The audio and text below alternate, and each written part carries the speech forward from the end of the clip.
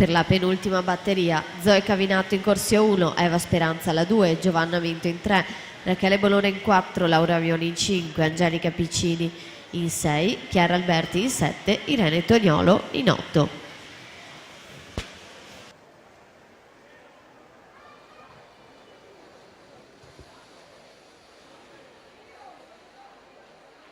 Quindi si scenderà notevolmente con i tempi, come sempre avviene nelle teste di serie. In acqua abbiamo le corsie centrali, Vittoria Urbanetto alla 4 e Laura Franchina alla 5, accreditate del terzo e sesto miglior tempo. 2001 team per la Urbanetto, CN Le Bandie per la Franchina in corsia numero 5. Vediamo i loro tempi che fanno da riferimento per le batterie successive. Laura Franchin e Vittoria Urbanetto, stesso tempo 59,08.